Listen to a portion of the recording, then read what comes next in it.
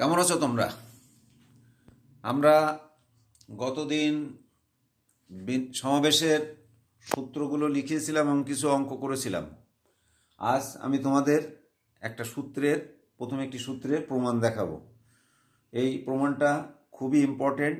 এই প্রমাণটা যখন তোমরা সেকেন্ড পেপারে দ্বিপদী উপপাদ্য করতে যাবে তখন কিন্তু ব্যাপক কাজে লাগবে। তাই আমি আশা রাখবো প্রত্যেক স্টুডেন্ট এই প্রমাণটা বোঝার চেষ্টা করবে। যদি তোমাদের কোনো প্রবলেম থেকে থাকে তোমরা আমাকে বারবার প্রশ্ন করবে। তো নাও উই স্টার্ট। প্রমাণ করো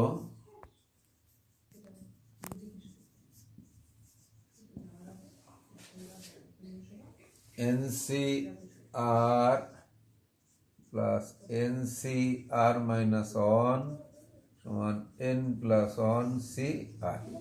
এটা প্রমাণ করতে হবে আমাদের। তো বাম পক্ষ থেকে আসো।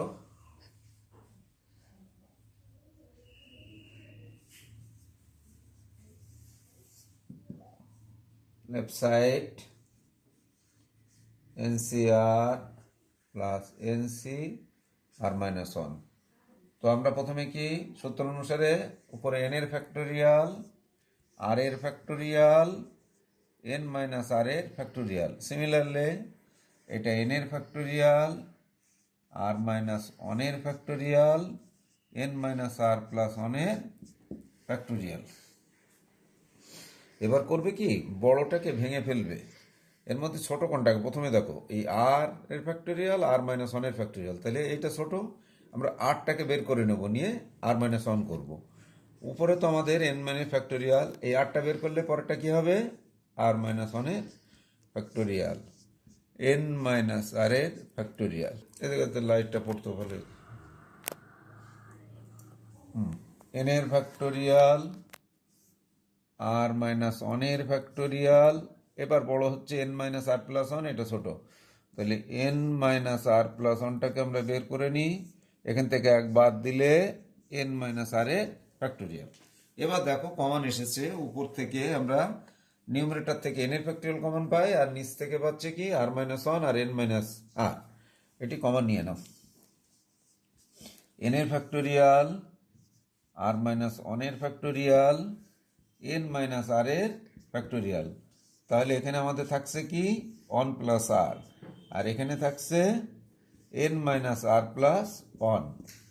এটাকে এখন তোমরা সিম্পলিফিকেশন করো। n এর ফ্যাক্টোরিয়াল, r মাইনাস 1 এর ফ্যাক্টোরিয়াল, n মাইনাস r এর ফ্যাক্টোরিয়াল, তাহলে n minus r plus 1 plus r by r into n minus r plus 1।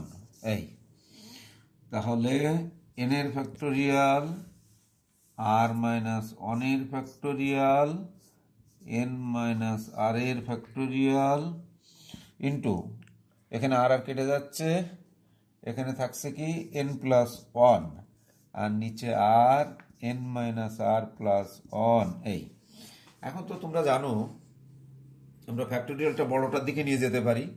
এটা n, এটা n প্লাস 1, তাহলে বড় কোনটা, n প্লাস 1। তাহলে তুমি এটাকে লিখতে পারছো n প্লাস 1 এর ফ্যাক্টোরিয়াল। সিমিলারলি নিচে খেয়াল করো, আর মাইনাস 1, তাহলে বড় কোনটা, আর এর ফ্যাক্টোরিয়াল। সিমিলারলি তাহলে এটা বড়, n মাইনাস আর প্লাস 1 এর ফ্যাক্টোরিয়াল। তাহলে আমরা এটাকে কি লিখতে পারি, n প্লাস 1 CR সমান সমান রাইট সাইড প্রুফড। এখন দেখো তোমরা, তোমাদের আমি একবার আর একবার বলেই খুব খেয়াল করে দেখো। বাম পক্ষ লিখলাম প্রথম n এর ফ্যাক্টোরিয়াল, r এর ফ্যাক্টোরিয়াল, n মাইনাস r এর ফ্যাক্টোরিয়াল, n এর ফ্যাক্টোরিয়াল, r মাইনাস 1 এর factorial, n minus r plus 1 এর ফ্যাক্টোরিয়াল। এবার করছি কি, আমি বড়টাকে, যে দুটোর মধ্যে দেখতে হবে যেটা ছোট, কমন নিব, তো বড়টাকে অলওয়েজ বের করে নেব। যেমন আর বড়, আর এর মাইনাস 1, এটা ছোট, আর বের করলে আর মাইনাস 1 এর ফ্যাক্টোরিয়াল।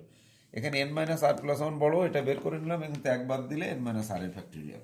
তাহলে এইটা r minus 1 n minus common চলে এলো। আসার পরে এটা তুমি সিম্পলিফিকেশন করলে, করার পরে কি করলা, যে বড়টার পরে ফ্যাক্টোরিয়ালটাকে নিয়ে যাচ্ছ। এখানে n প্লাস 1 এর ফ্যাক্টোরিয়াল, এখানে r এর ফ্যাক্টোরিয়াল, এখানে r প্লাস 1 এর ফ্যাক্টোরিয়াল। তো এটা মানেই তো আমাদের n প্লাস 1 CR। কেন একটু খেয়াল করে দেখো, উপরেরটা ফ্যাক্টোরিয়াল, নিচেরটা ফ্যাক্টোরিয়াল, উপরেরটা মানে নিচেরটা করা মানেই তো এটা আসে। তো আশা রাখি তোমরা এটা বুঝতে পেরেছো। এটা বাসায় যে দেখবে, যদি কারো কোনো প্রবলেম থেকে থাকে তা তোমরা আমাকে অবশ্যই নেক্সট ক্লাসে জানাবে। এটা অবশ্যই ভালোভাবে দেখবে, এটা খুবই একটা ইম্পর্টেন্ট প্রমাণ এই চ্যাপ্টারের জন্য। এখন আমি তোমাদের কিছু সমস্যা এবং তার সমাধান করব। তো দেখা যাক। এনিওয়ে আমরা আসি। দেখো,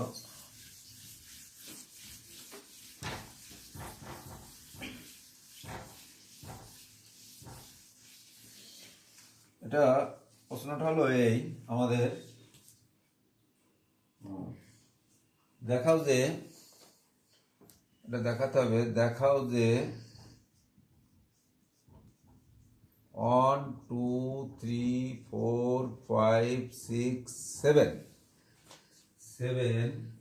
সেন্টিমিটার দীর্ঘ 7টি সরলরেখা থেকে 7 সেন্টিমিটার দীর্ঘ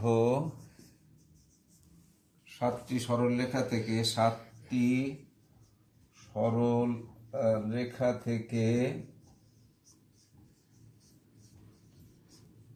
4টি করে নিয়ে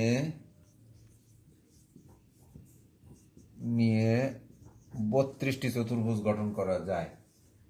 32টি চতুর্ভুজ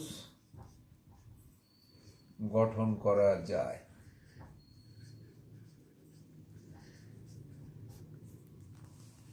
বলছে 1 2 3 4 6 7, এটা আমাদের 7টা সরলরেখা দেওয়া আছে। এটা ক্ষেত্রে দেখাতে হবে যে তুমি 4টা করে নিয়ে 32টা চতুর্ভুজ গঠন করা যায়, এটা আমাকে দেখাতে হবে। আসো, তুমি লেখো প্রদত্ত 1 2 3 4 5 6 7। তা আমরা কি জানি, যে কোনো 4টা বাহু যদি যোগ করি তাহলে আমাদের একটা চতুর্ভুজ তৈরি হবে। তো লেখো, আমরা জানি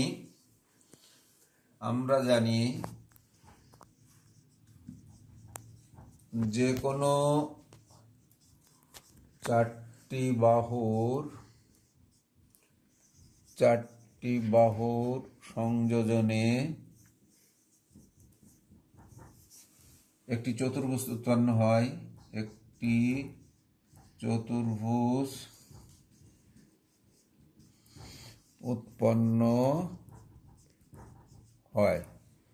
এক্ষেত্রে চতুর্ভুজ সংখ্যা হবে, এক্ষেত্রে চতুর্ভুজ সংখ্যা হবে 7c4 সমান 35, মানে 7টার থেকে 4টে করে নিলে। কিন্তু আবার জানি, আবার এটা মনে হয় তোমরা সকলেই জানো, আবার জানি চতুর্ভুজ হতে হলে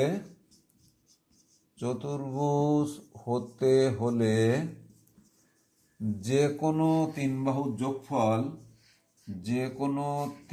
বাহুর যোগফল উহার চতুর্থ বাহু অপেক্ষা বৃহত্তর হতে হবে। উহার চতুর্থ বাহু অপেক্ষা বৃহত্তর হতে হবে। এটা তো সবাই জানো, চতুর্ভুজের যে কোনো 3 বাহুর যোগফল ও চতুর্থ বাহু অপেক্ষা বৃহত্তর। তো লেখো, নিম্নলিখিত ক্ষেত্রগুলিতে চতুর্ভুজ তৈরি করা সম্ভব নয়। নিম্নলিখিত ক্ষেত্রগুলিতে চতুর্ভুজ উৎপন্ন সম্ভব নয়। এক হলো কি, দেখো 1 2 3 6, এই যে 5 আর 1 6 সমান হয়ে গেল, হবে না। 1 2 3 7 ছোট হয়ে গেল, হবে না। তারপর আছে কি 1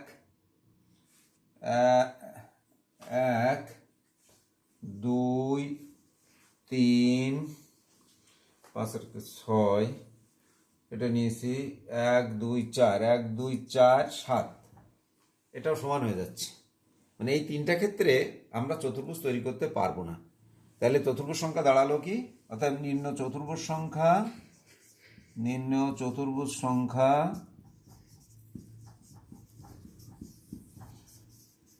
35 - 3 = 32টি।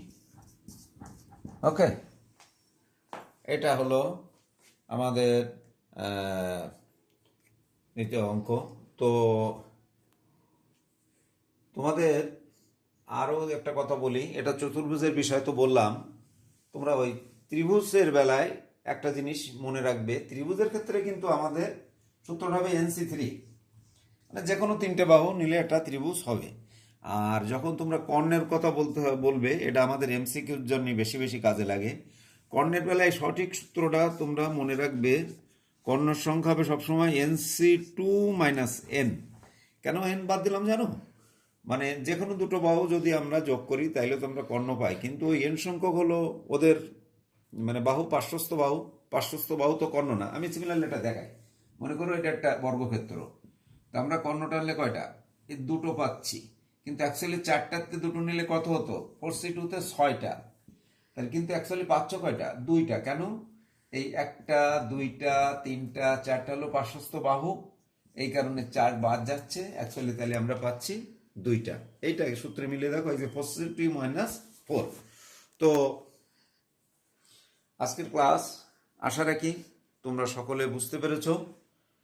তো গণিত একটা জিনিস মনে রাখবে, এটা কিন্তু প্র্যাকটিসের বিষয়। আমি করে দিয়েছি, তোমরা যদি এটাকে সেভাবে স্টাডি না করো বা প্র্যাকটিস না করো, তাহলে কিন্তু তোমরা এই সহজ অঙ্ক কিন্তু করতে পারবে না। মনে রাখবে, আমাদের এই বিন্যাস সমাবেশ থেকে আমাদের এক সেট সৃজনশীলে সিকিউর এক সেট 10 মার্কসের একটা কোশ্চেন হবে, এবং MCQতে 3-4 আসবে, অর্থাৎ 14 মার্কস কিন্তু এই চ্যাপ্টার থেকে পেয়ে যাবে। তো সকলকে ধন্যবাদ। নেক্সট ক্লাসে তোমাদের সাথে আবার কথা হবে।